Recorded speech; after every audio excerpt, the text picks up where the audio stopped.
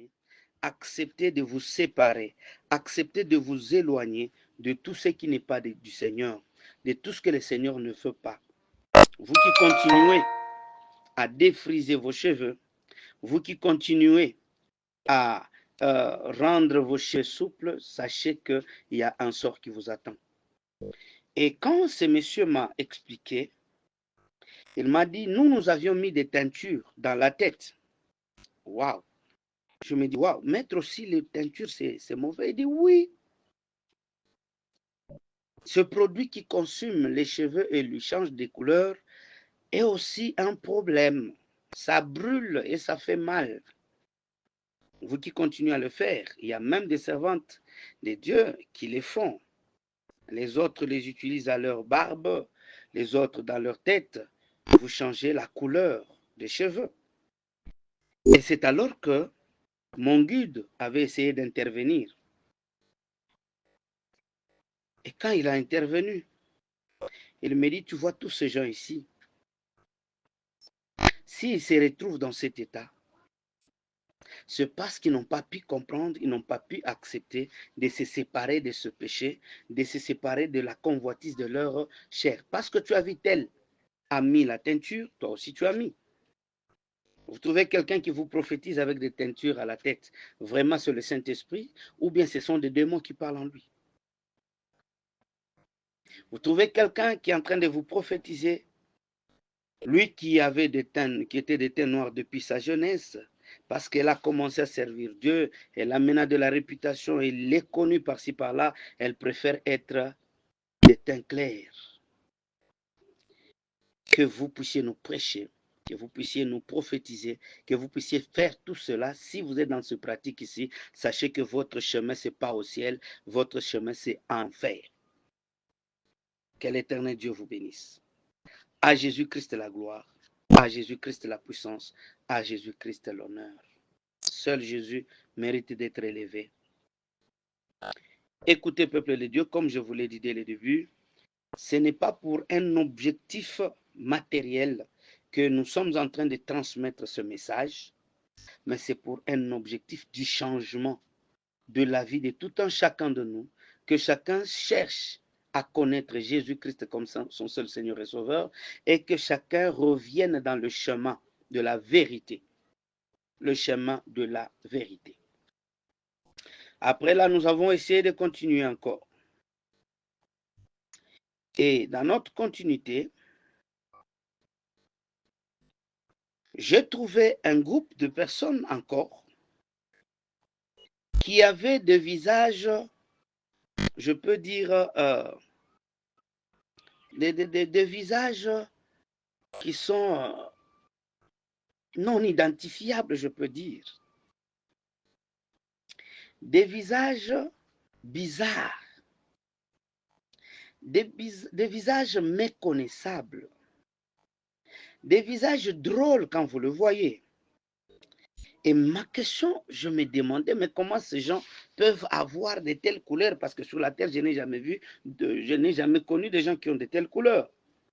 Imaginez-vous, vous avez quelqu'un qui a au visage la couleur rouge, la couleur bleue, mauve, toutes les couleurs du monde que vous voyez, cette personne les a sur son visage. Et ces couleurs-là sont comme de l'acide qu'on a jeté sur un métal. Et cela est en train de trouer le visage.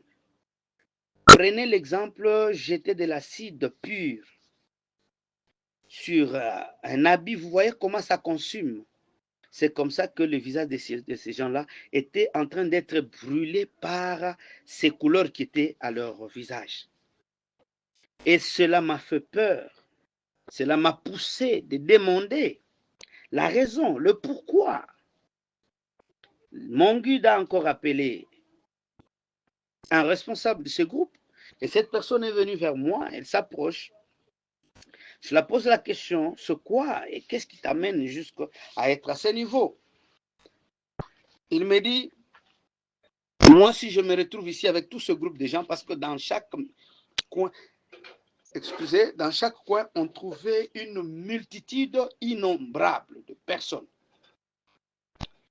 jeunes et vieux, blancs, jaunes, de taille et tout. Donc, il y avait des personnes de toutes catégories, des personnes de toute nature, des personnes de tout état. Et quand je trouve ce gens, on appelle le monsieur, il vient, il s'approche, il dit, là c'était une dame, elle dit, si nous nous sommes retrouvés en ces lieux, c'est parce que nous étions en train de nous maquiller sur la terre. Je reprends bien, les gens qui étaient en train de se maquiller sur la terre. Donc, chaque couleur que tu mettais sur ton visage, chaque mascara, chaque, je ne sais pas, rouge aux lèvres, tout ce que tu mettais à ton visage était en train de... C'était comme de l'acide que tu étais en train de mettre sur ton visage et ça ronge sérieusement. Donc, toutes les couleurs qui étaient sur leur visage, c'était le nombre de couleurs qu'ils étaient en train d'utiliser dans leur, pendant qu'ils étaient sur la terre. Vous verrez quelqu'un, il veut s'habiller du bleu, il prend aussi le crayon, le maquillage et tout, il se met en bleu. Oh, c'est le mauve, il le met. Et tous ces gens sont allés se retrouver dans le lieu du tourment, avec leurs couleurs collées au visage, avec tout ce qu'ils étaient en train de faire coller à leur visage. Et cela est en train vraiment de leur troubler et tourmenter. La personne là se tient devant nous et commence à nous faire voir ce qui lui est arrivé. Bien aimé, il sortait sur son visage des choses comme si c'était des masques. La personne, c'est-à-dire, elle avait plusieurs visages à elle-même. Pendant qu'elle était en train d'enlever, c'était comme si c'était des masques qu'il avait à son visage. Il enlevait chacune, jusqu'à ce que nous sommes arrivés sur la vraie couche normale, c'est-à-dire sur son vrai visage. C'est alors que nous avons compris que vraiment tout ce que nos mamans mettent à leur visage, à chaque couleur, à chaque maquillage, à chaque chose que tu places sur ton visage, sache qu'il y a un masque spirituel que tu es en train de mettre et cela t'apporte un chemin ou t'ouvre une porte vers le tourment. Ne pensez pas que vous maquiller va vous approcher du Seigneur, non. Mais vous maquiller vous éloigne encore davantage du Seigneur. Ça vous éloigne de Dieu. Ma sœur, tout ce que tu fais a un commencement et une fin. Dès que tu entends ce message, reçois-les de tout ton cœur. N'endurcis pas ton cœur, mais change, transforme ta vie.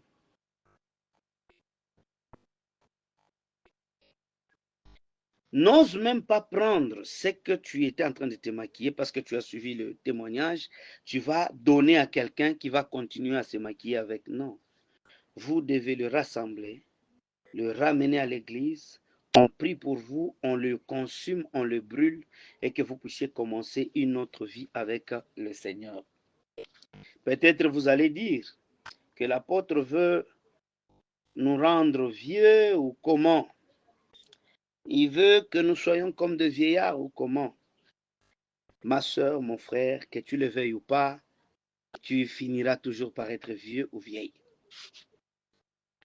Tu ne vas pas de l'âge adulte vers l'enfance, non. Tu vas grandir toujours. Mais Dieu, dans sa divinité, s'il t'avait créé sans maquillage, il savait.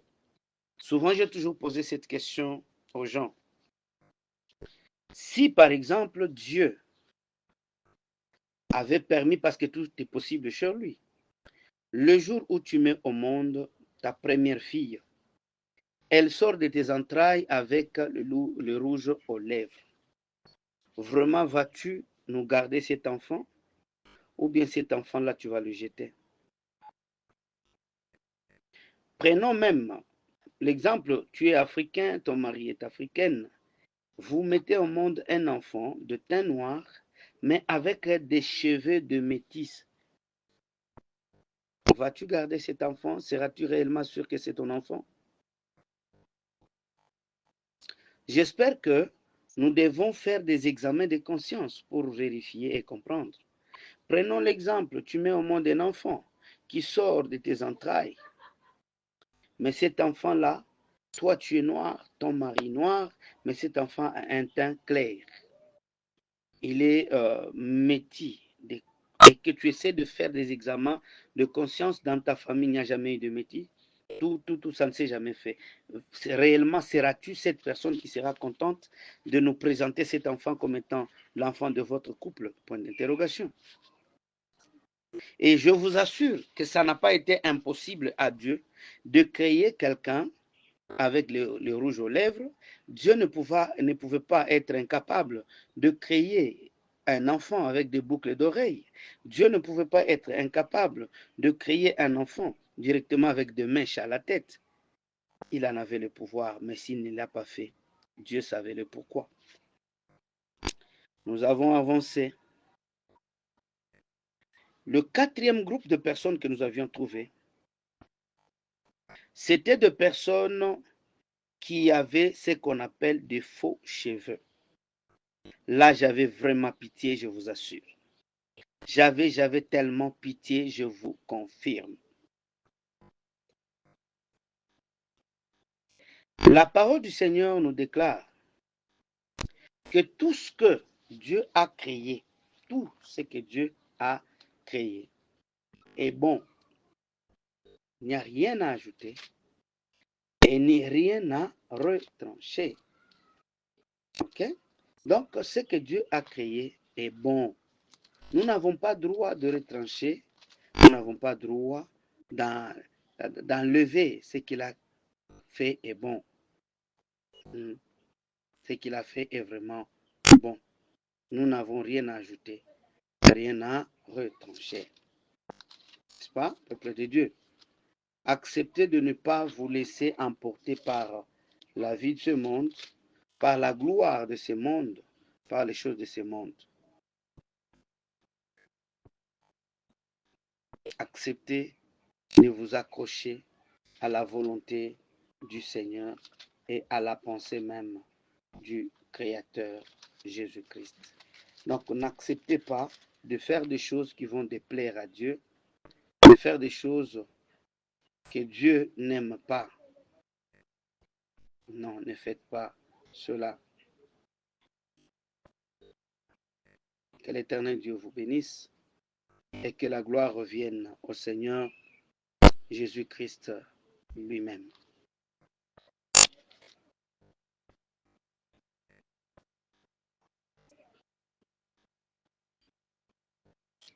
Que la gloire revienne à Jésus, que la gloire revienne au Seigneur lui seul, car il mérite la gloire, il mérite l'honneur, il mérite le tout.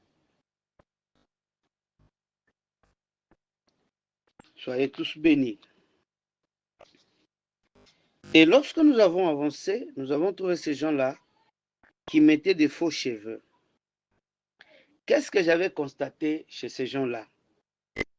À la place des mèches qu'ils étaient en train de mettre, à la place des perruques qu'ils étaient en train de mettre, des plantes et tout ce qu'ils étaient en train de mettre sur leur tête, c'était des serpents, tellement venimeux. Et ces serpents avaient des longueurs différentes. Il y avait des serpents qui pouvaient arriver jusqu'aux genoux, les autres jusqu'aux pieds. Et ces serpents étaient en train de leur mordre à chaque instant et à chaque minute.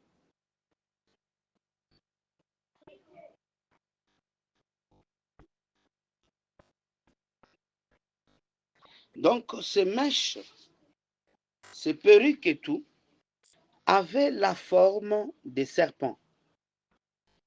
Et tous ces gens-là étaient en train d'être, c'est-à-dire au bout de chaque tresse de ces cheveux-là, de ces faux cheveux qu'on peut dire, il y avait des têtes de serpents tellement mordants qui étaient en train de leur mordre à chaque instant, à chaque minute, et ils se tordaient de ces douleurs-là. Ils étaient en train de pleurer, ils étaient en train de se plaindre, de crier, de pleurnicher à cause de ces morsures-là qui venaient de ces serpents.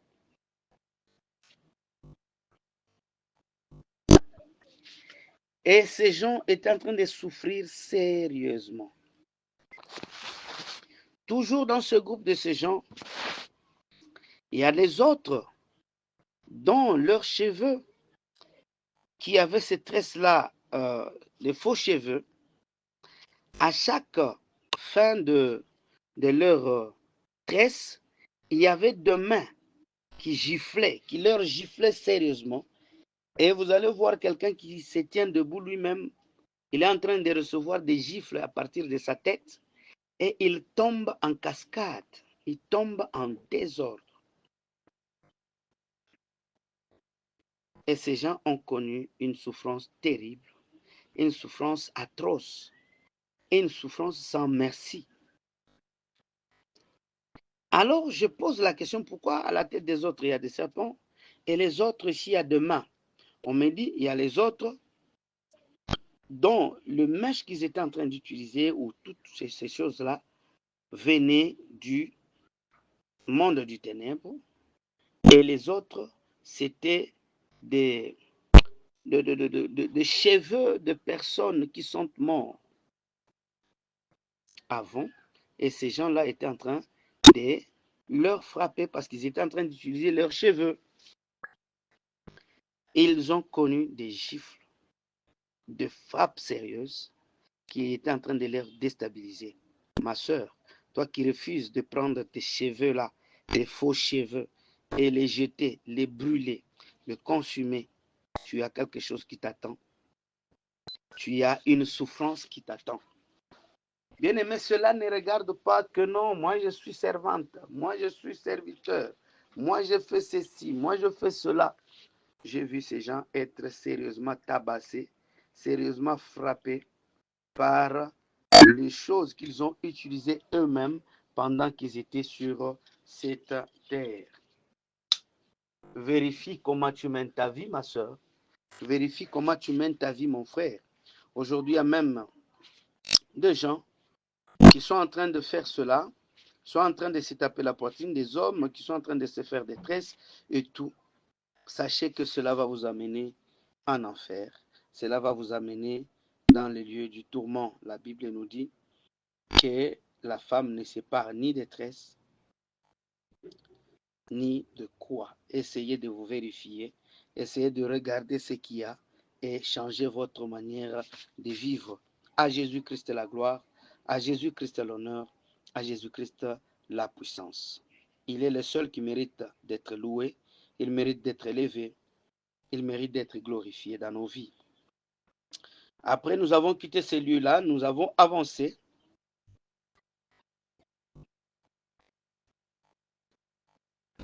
Nous avons trouvé le 5e groupe de gens.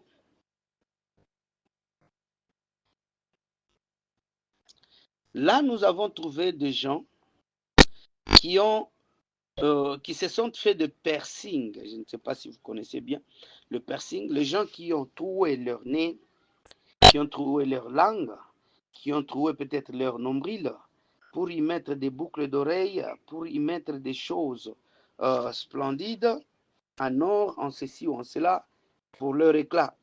J'ai trouvé ces gens-là dans le lieu du tourment. Et ces gens ont été beaucoup plus dans la souffrance parce que eux, peut-être lui n'avait fait que trouer son nez. Peut-être lui c'était seulement son nombril. Peut-être lui c'était seulement, je ne sais pas, sa langue. Mais j'ai trouvé ces gens-là, on les a percés partout au corps, sans anesthésie ni quoi, sans quoi que ce soit qui pouvait, je peux dire, diminuer la douleur. Et ils étaient en train de saigner partout sur leur corps.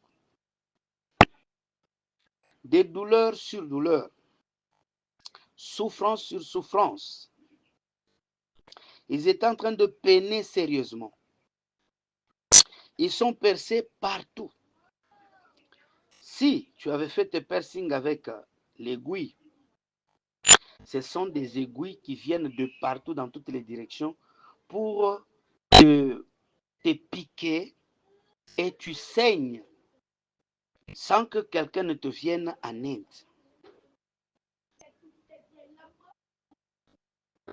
Sans que quelqu'un ne te vienne en aide. Ces gens étaient en train vraiment de souffrir sérieusement. De souffrir dans cette douleur-là. Le 6e groupe de personnes, et on demandait à chacun, comme je vous l'ai dit, dès que nous trouvons quelqu'un comme ça, on appelle leur représentant, il vient et nous explique la raison. Le 6e groupe de personnes, c'était des personnes qui ont fait des tatouages sur leur corps. Et ces tatouages étaient en train de les souffrir. Toi qui avais juste fait un seul dessin, mais tu vas te retrouver que tout ton corps deviendra comme un tableau, même dans les yeux, même dans les oreilles, même sur la langue, c'est partout on est en train de tatouer. Et d'ailleurs, pour ceux-là qui ont fait des piercings, j'ai vu des gens dont il avait fait le piercing sur sa langue et la langue elle est coupée en petits morceaux. Le nez est coupé en petits morceaux. Regardez comment la langue du serpent est divisée souvent. Et c'est comme ça que ça se passe avec les gens qui ont fait de piercing, des gens qui ont fait de piercing, c'est-à-dire leur langue, par exemple, est coupée comme la petite langue du serpent, mais pas pour le serpent, c'est 2 parties au sommet, mais pour celui-là, vous allez voir que c'est toute la langue qui est coupée. Toi qui as fait de piercing sur, par exemple, ton lèvre d'en bas, ces lèvres-là est subdivisée en petits et il saigne jour et nuit. Si c'est le nez qui est déchiqueté de cette manière-là. Raison pour laquelle, essaye d'examiner, vérifie comment tu mènes ta vie. Oui, c'est vrai, tu peux faire quelque chose aujourd'hui, mais demain, la chose t'attend. Tu peux réaliser une chose aujourd'hui et la chose t'attend demain ou après-demain. Vérifie ton corps, vérifie ta vie, vérifie comment tu mènes ta vie. Le Seigneur t'a créé et il était capable de te percer, de mettre de l'or, du diamant et tout sur ton corps. Mais s'il ne l'a pas fait, ce n'est pas par son incapacité, mais parce qu'il a trouvé que ce qu'il avait fait était bon. C'est pourquoi, dans Genèse, la Bible va nous dire clairement qu'après chaque création, la Bible déclare que Dieu voyait que tout ce qu'il a créé était bon. C'est-à-dire, tel que Dieu t'a créé, il sait déjà que c'est ce qu'il te faut. Dieu sait bien déjà que tel qu'il t'a créé, par exemple, de petite taille, tire la gloire de Dieu dans ça. Il t'a créé de teint noir, glorifie le Seigneur pour ça. Il t'a créé de telle ou telle autre manière, glorifie-le. Sois reconnaissant de ce que Dieu a fait. Ne rejette pas ce qu'il a fait, parce que se percer, c'est dire à Dieu, tu allais seulement me créer avec quelque chose comme boucle d'oreille sur mes lèvres, ou bien quelque chose sur, je ne sais pas, ma langue. C'est ce que tu devrais lui dire. Mais si Dieu t'a créé comme ça, il sait bien que ça te suffit. C'était bon pour le Seigneur. Et c'est bon jusque-là pour le Seigneur. Alors ne change pas la nature, ne change pas la manière dont Dieu t'a créé.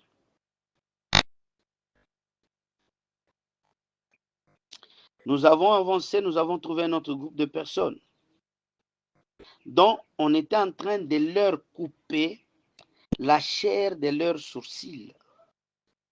Pourquoi? Parce que ces gens-là étaient en train d'appliquer, de faire cette pratique qu'on appelle l'épilation des sourcils. Tu enlèves les sourcils pour qu'on y mette un tatouage. Tu enlèves les sourcils pour y mettre du crayon. Tu enlèves les sourcils pour faire quelque chose. Sache que tes yeux vont gonfler avec des douleurs et des pleurs sans que personne ne te vienne en aide. J'ai trouvé ces gens en train de pleurer sérieusement. Pourquoi? Parce qu'ils étaient en train de pratiquer cette chose en enlevant leurs sourcils, en enlevant leurs cils. Alors que l'ange qui me guidait avait maintenant pris le temps de m'expliquer par rapport à ceux-là qui étaient en train de défriser leurs cheveux. Il a dit ceci: si Dieu t'a créé africaine, par exemple, avec des cheveux durs, il sait pourquoi, parce que la saison de chez nous, elle doit correspondre avec la qualité des cheveux que Dieu nous a donnés. Les cils, les sourcils plutôt, sont là pour nous aider à mettre loin de nos yeux la sueur, car dans la sueur, il y a la présence du sel. Et que ce sel-là, si ça tombait dans les yeux, c'est possible que nos yeux soient touchés. C'est pourquoi Dieu a mis cela pour permettre à ce que, à chaque fois que vous transpirez de la tête, ces sourcils vont dévier le quoi, la sueur, afin que nos yeux ne soient pas touchés, nos yeux ne soient pas affectés. Mais nous prenons cela, nous commençons à les enlever, nous commençons à y mettre des tatouages et autres. Dieu n'aime pas cela.